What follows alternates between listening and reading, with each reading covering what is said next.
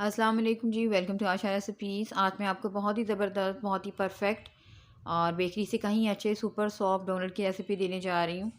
अगर आप मेरी टिप्स और ट्रिक्स को फॉलो करेंगे तो इंशाल्लाह आपके डोनट्स भी बहुत ही ज़बरदस्त, बहुत ही परफेक्ट बनेंगे और बेकरी से कहीं अच्छे रेडी होंगे। तो आए मैं आपको दिखाती हूँ कि इन्हें मैंने कैसे तैयार किया है। मैंने ले लिए जी एक बॉल और सबसे पहले मैं इसमें शामिल करूँगी 1 cup warm milk, Luke warm water जिसको बोलते हैं। मीडियम सा आपने गर्म करना है, ना बहुत तेज़ गर्म करना है, ना बहुत ही हल्का गर्म करना है, हल्का रखना है। अगर आप बहुत तेज़ दूध गर्म कर लेंगे तब भी आपका जो राइस जो ईस्ट है वो राइस नहीं होगा, और अगर आप बिल्कुल ठंडा दूध लेंगे तब भी आपका राइस नहीं होगा। तो यहाँ पे 2 टेबलस्पून मैंने इसमें शामिल किया था इंस्टेंट ईस्ट, और 3 टेबलस्पून मैं इसमें शामिल कर रही हूँ शुगर। आप चाहें तो आइसिंग शुगर भी यूज़ कर सकते हैं। अच्छी तरह से मिक्स करके मैंने इसको साइड कर दिया था। तकरीबन 10 टू 12 मिनट्स लगेंगे इसको सेट होने में, इसको राइज़ होने में। और अब मैंने ले लिए जी एक बॉल 250 ग्राम के 2 कप और 3/4 कप मैं यूज़ कर रही हूँ। और मैंने एक लार्ज साइज़ का एग लिया था और 1 पिंच मैंने इसमें सॉल्ट ऐड किया था। तमाम चीज़ों को अच्छी तरह से मिक्स कर दें। 1 कप और 3/4 कप जो है मैं ऐड कर चुकी हूँ मैदे का, और 1 कप जो है वो मैं बाद में ऐड करूँगी।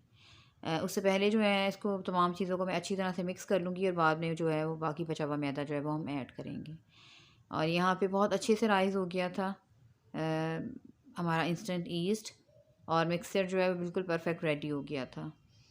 आपका जो पूरी डो की दारोमदार होती है वो इसी के ऊपर होती है, जितनी अच्छा आपका जो ईस्ट है वो राइज़ हुआ होगा उतना ज़्यादा अच्छा जो है आपकी डो का जो आटा है वो तैयार होगा। और यहाँ पे बाकी बचा हुआ जो 1 कप मैदा था वो भी मैंने अब शामिल कर दिया है।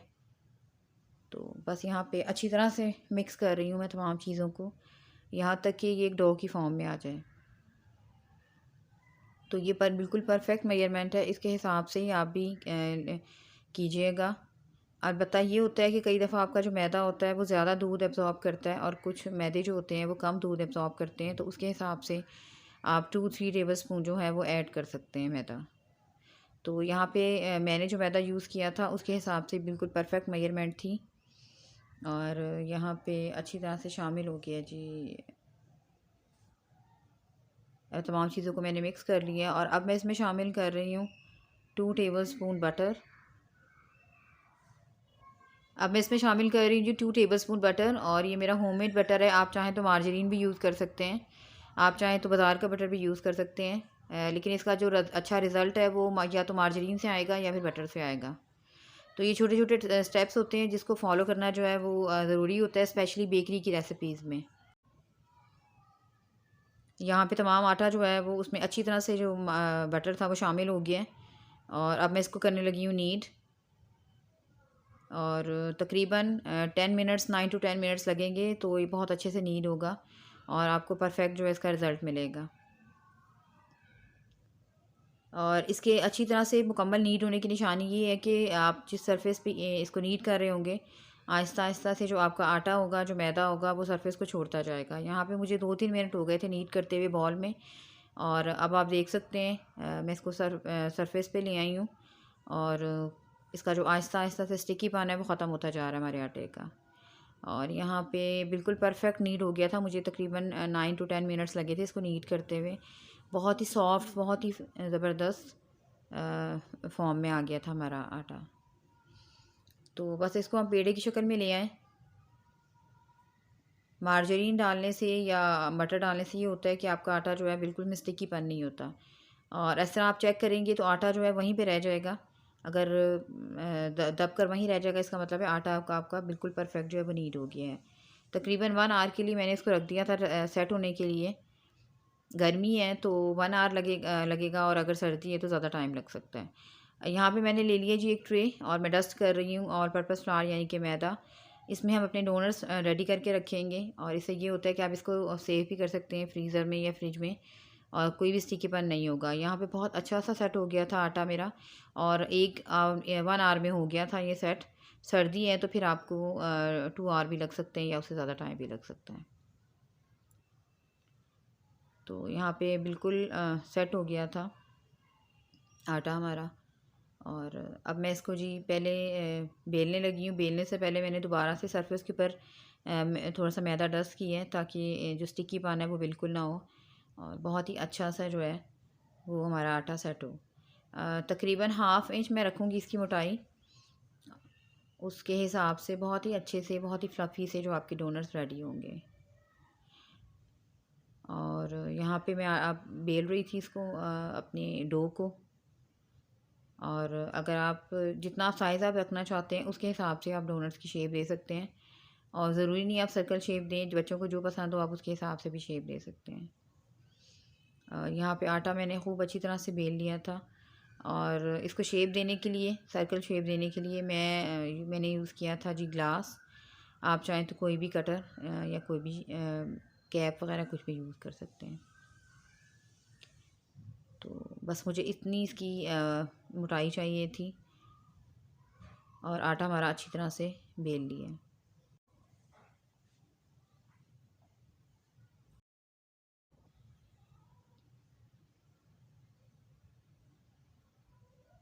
आटा हमारा अच्छी तरह से बेला गया है, यानी कि जितना मुझे इसका साइज़ रखना था।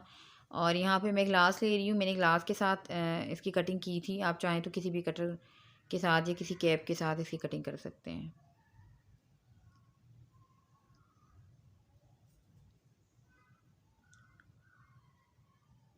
और बस इसी तरह से मैंने तमाम डोनट्स जो हैं वो रेडी कर लिए थे।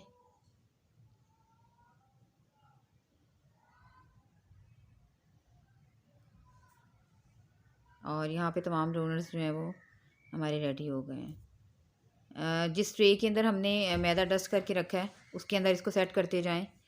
इससे ये होगा कि बिल्कुल भी आपके जो डोनट्स हैं वो स्टिकी नहीं होंगे।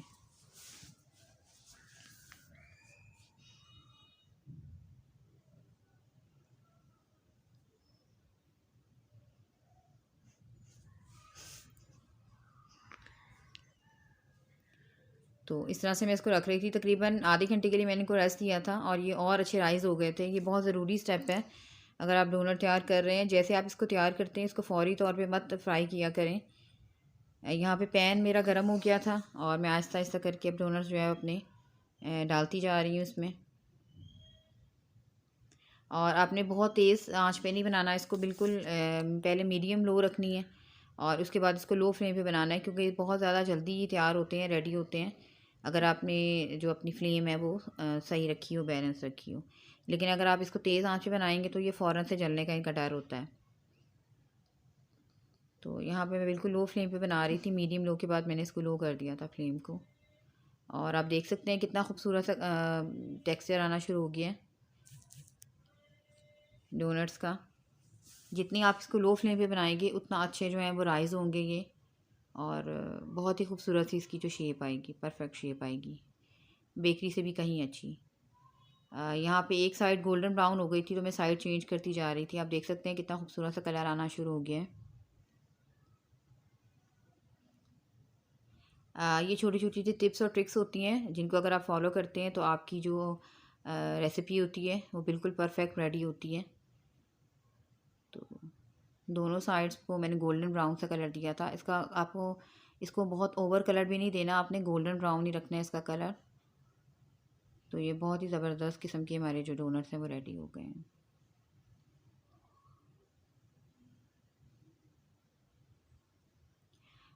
यहाँ मैंने डिश आउट करती हूँ, और आप देख सकते हैं कितना ज़बरदस्त, कितना परफेक्ट डोनट जो है वो हमारे रेडी हुए हैं। उम्मीद करती हूँ मेरी आज की ये बहुत ही ज़बरदस्त सी, बहुत ही कमाल की रेसिपी आपको पसंद आएगी। अगर आपको मेरी रेसिपीज़ पसंद आ रही हैं तो मेरे चैनल आयशा रेसिपीज़ को सब्सक्राइब कीजिए, लाइक कीजिए, शेयर कीजिए। और ये हमारे डोनट्स की फ़ाइनल लुक। अगली वीडियो तक के लिए अल्लाह हाफ़िज़।